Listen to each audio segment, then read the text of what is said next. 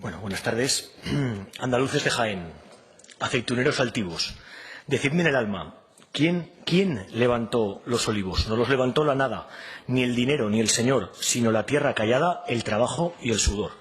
Me ha apetecido traer estos versos de Miguel Hernández para empezar mi intervención, para recordar en primer lugar el aniversario de su muerte en prisión de este gran poeta el 28 de marzo de 1942 y también porque aunque han pasado muchos años de este poema a los aceituneros, en algunos casos el trabajo y el sudor en el campo siguen siendo los mismos. Todavía hoy, incluso en los campos aragoneses, nos encontramos situaciones más propias de otros tiempos. Quienes hemos trabajado en el campo, pisando la tierra, bajando del tractor y sabiendo lo duras que son las jornadas de desbrozar hierbas adventicias entre plantaciones de espinacas o tardes de plantaciones de cientos de planteros de borraja o con picaraz en mano o los días de poda de frutales y sobre todo las temporadas de cosecha y de producción, sabemos que el ciclo más alegre del campo es la cosecha, pero también es el que más esfuerzo supone en la mayoría de los casos. En nuestro despoblado mundo rural aragonés, como los agricultores profesionales necesitan de trabajadores para los momentos más concretos en los que hace falta muchas manos para cosechar los frutales y los viñedos, hace falta que lleguen temporeros, que no tienen por qué ser de fuera, pero la realidad es que lo son. Aun con la situación de crisis estructural en la que estamos y con muchísima gente autóctona en desempleo, las tareas más duras del campo las siguen haciendo los trabajadores que vienen de lejos. Quizás hace algunos años podíamos pensar que no iba a ser así, que con la crisis un montón de gente nacida aquí se iba a volver en masa a los campos aragoneses en busca de un jornal, pero la realidad es que, salvo en algunos casos muy puntuales, las malas condiciones de trabajo siguen haciendo que estas actividades las desarrollen muy pocos autóctonos y muchos temporeros africanos o del este de Europa. Y bueno, el motivo de la comparecencia, ya me centro, que hemos solicitado el Grupo de Podemos en las Cortes de Aragón a la Directora General de Trabajo, que le doy las gracias por venir, es saber cómo está actuando el Gobierno de Aragón ante la situación de las personas temporeras en el campo aragonés justo antes de que comience precisamente la temporada de su trabajo. Hay que empezar destacando que la labor de estos trabajadores es indispensable para recoger el fruto producido, son una pieza fundamental, por tanto, tanto para las rentas de los profesionales de la renta como para su propia riqueza. Por eso, en la Comisión de Economía creo que sobra decir la importancia que tiene el sector primario y, en concreto, el sector primario aragonés para la economía de todo el Estado. Aquí representa la quinta parte de la superficie total de fruta y hortalizas del Estado y somos el principal productor de cereza y el segundo de melocotón y manzana. Además, en el conjunto de la economía aragonesa, siempre lo decimos, el sector agroalimentario es fundamental.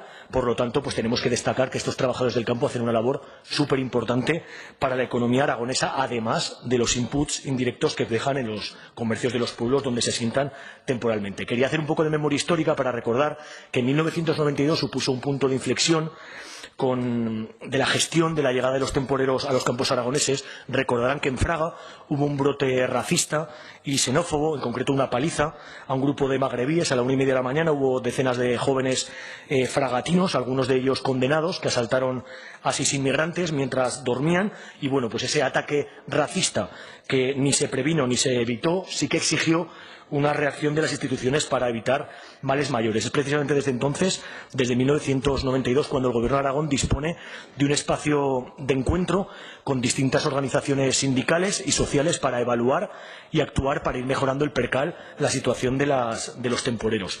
Además, a eso se suman las subvenciones específicas para mejorar los alojamientos de temporeros, así como partidas de la Dirección General de Igualdad y Familia, cofinanciadas a nivel europeo, ayudas a la inmigración de convocatorias estatales que vienen directamente del Ministerio de Empleo y Seguridad Social, de la Secretaría General de Inmigración y Emigración, ayudas que son las que han permitido que en los últimos años hayan mejorado, sin duda, las condiciones en las campañas agrícolas aragonesas. Sin embargo, en los últimos años, sobre todo en los dos últimos, las partidas presupuestadas, tanto en el último gobierno del PP-PAR como en el actual del PSOE-CHA, pues vemos que las partidas destinadas a las viviendas de temporeros no se ejecutan, lo cual nos preocupa. Y nos preocupa también porque en 2014 hubo un recorte importante que limitó la financiación de los agentes de convivencia, de los que luego hablaré, que son muy importantes, y Rajoy del Partido Popular dejó a cero el fondo obligatorio para la acogida de inmigrantes, que hay que recordar que entra dentro de la Ley de Extranjería y, bueno, pues con estos recortes luego pasa lo que pasa. Nuestro diagnóstico, que está contrastado tanto con trabajadores del campo como con los concejales de los pueblos donde van los temporeros, los sindicatos o la propia Cáritas, que emite memorias periódicas, es que todavía quedan situaciones de injusticia que creemos que no podemos permitir. Voy a poner dos ejemplos. Abdoulaye nació en Mali y viene desde hace años a Aragón. Trabaja durante un mes en La Cereza, en jornadas que van de sol a sol. Pues bien, los agricultores que no le contratan tienen habilitada una nave. En el principio de la nave hay una cocina donde tienen los fogones y al golpe, al fondo, es donde están hacinados las literas de los temporeros. Por supuesto, una sala sin ventanas. Cada año, Abdoulaye se pregunta qué pasaría si hay un día un incendio en esa nave cuando las viviendas están al fondo. Otro ejemplo. Madia es de Senegal y se había enterado que en un pueblo aragonés necesitaban trabajadores para recoger la fruta. En este caso, ha venido con sus hijos, ha logrado hablar con uno de los capataces, uno de los intermediarios, y va a recoger peras durante algunas semanas. Tampoco le hacen contrato ni cumplen sus derechos laborales. Le explican además que el día que venga el inspector le avisarán para que se esconda en la cuadra que le han ofrecido para dormir. Por supuesto, sin baños, sin duchas y sin agua potable. Al final de la temporada, Madia hace cuentas y le sale 20 euros por día, a poco más de 2 euros la hora. Y entonces se acuerda este trabajador de las épocas de sus tatarabuelos y la esclavitud. Estos son dos ejemplos que me he inventado, pero reflejan muy claramente la realidad que todavía hoy encontramos en algunos pueblos de Aragón, en algunas comarcas aragonesas, donde, según las memorias anuales de Cáritas, aproximadamente la mitad de los temporeros aragoneses están en situación ilegal. Esta información está, por supuesto, contrastada con los propios trabajadores, concejales y organizaciones sindicales.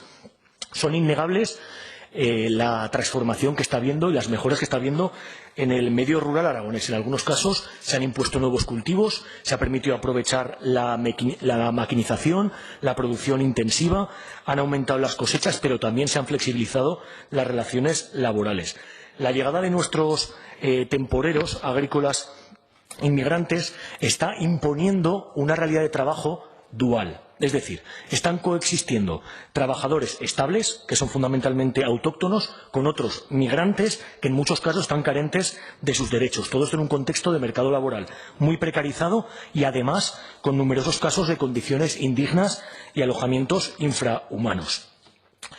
Es importante, sobre todo los partidos que destacáis la importancia, que destacamos, porque yo creo que coincidimos todos, en la importancia del sector primario aragonés, que se cumpla la legalidad de los trabajadores. Y voy a exponer, y ya le empiezo a interpelar, directora general, los tres principales problemas en los que he ordenado la solicitud de comparecencia para ver si me puede responder. La primera. Aún hay asentamientos ilegales, infravivienda y alojamientos precarios. Es decir, hay agricultores y municipios que no disponen de recursos suficientes para alojamientos fijos, adecuados y dignos y, además, como sabemos, los temporeros se concentran en un momento temporal muy determinado, llegan todos de golpe y eso o lo tienes preparado, es decir, o apagas el fuego en invierno, en este caso es una metáfora, pero que es exactamente lo mismo, o te pilla de sorpresa y no sabes cómo funcionar. Además, también en Aragón ha habido experiencias de alojamientos públicos, como es el caso de Alfamén, que no han funcionado. En el convenio de Huesca, a diferencia de Zaragoza, sí que se permite que los empresarios cobren a sus trabajadores por el alojamiento, pero es que se dan casos como en Zaidín, por poner un dato concreto que me facilita Cáritas, en el cual hay algunos empresarios que por dormir en un cobertizo, por darles una cama, le están cobrando de 100 a 150 euros al mes por cama y, aparte, los gastos de luz. Es una barbaridad.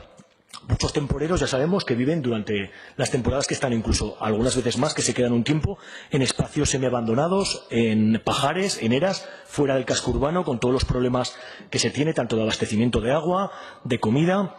Hay problemas de basura en algunos casos generada por los propios empresarios que dejan ahí sus zarrios y sus trastos y, por otra parte, pues por la propia vida de estos trabajadores y, lógicamente, en esos sitios hay graves problemas de salubridad. Estamos hablando de lugares donde se manipula comida en sitios con suciedad, con pocos utensilios y muy poco higiénicos y, bueno, pues en fin, hay riesgo claro de enfermedades que esto puede conllevar. Además, hay que incidir, y vuelvo otra vez al trabajo que realizan, que las condiciones de trabajo de estas personas son muy duras. no pueden descansar bien, además están a veces inseguros, no se conocen entre ellos, hay gente de diferentes culturas, no disponen de unas condiciones de higiene mínimas, suele haber robos, además, y muchos de ellos sí que podrían pagar un alquiler para una vivienda digna, pero no encuentran oferta en los municipios donde trabajan en condiciones precarias. Todos los años hay denuncias de los sindicatos, usted lo tiene que saber mejor que yo, y en algunos casos incluso multas a las empresas explotadoras. Mis preguntas son: ¿tiene usted localizada desde la Dirección General los asentamientos ilegales de los migrantes en las zonas rurales aragonesas? ¿Tiene actuaciones previstas? ¿Están vigilando desde las inspecciones de trabajo estos alojamientos de temporeros? Y también una consulta con respecto al modelo, ¿vale? Después de hablar con Cáritas, con los sindicatos, con los trabajadores, con los concejales, me surge la consulta, ¿no?, en esta nueva legislatura. Ya concluyendo, señor Escartín. ¿Tiene usted previsto alojamientos públicos o más bien ayudas para alojamientos privados, nuevas fórmulas para resolver el problema, etcétera? La segunda parte de mi intervención tiene que ver con las condiciones laborales. Sobra decir que hay un montón de trabajadores sin contrato, se les paga por debajo de lo que fija el convenio, no se le pagan las horas extras. Además, las ETT están imponiendo que vienen capataces, con lo cual, si en el convenio pone que van a cobrar 6,5 euros la hora, pues al final acaban cobrando en torno a 4 euros la hora. Esto es un problema muy grave, las empresas de trabajo temporal. Y, bueno, pues también nos gustaría saber cómo se está trabajando desde la Dirección General del Trabajo para que se cumplan las ordenanzas laborales y se está trabajando en colaboración con las organizaciones de agricultores, y si están estudiando algo tan sencillo como que se comparen los volúmenes de cosecha recogidos con la necesidad laboral, es decir, los trabajadores que realmente han trabajado para recoger esa cosecha. Y por último, y acabo ya, presidenta, en cuanto al apoyo social a los temporeros, luego me extiendo en la segunda intervención. En la comarca de Caspeo Valdejalón sabemos que hay buenas experiencias de diferentes agentes sociales preveniendo algunos problemas, los agentes de mediación que han permitido pues que se eviten problemas mayores, tanto de racismo, de xenofobia, como incluso problemas de orden público que pueda haber ante esta precariedad. Me gustaría saber si tiene previsto hacer algo al respecto. Y acabo ya con los versos de Miguel Hernández. ¿Quién amamantó los olivos? No la sangre del terrateniente que os sepultó en la pobreza, que os pisoteó la frente o que os redujo la cabeza. Muchas gracias, presidenta, por su flexibilidad. Muchas gracias, señor Escartín. Como no tiene costumbre de comparecer, hoy le he dejado un poco más. Procure en la segunda parte de la intervención ajustarse al tiempo, ¿de acuerdo?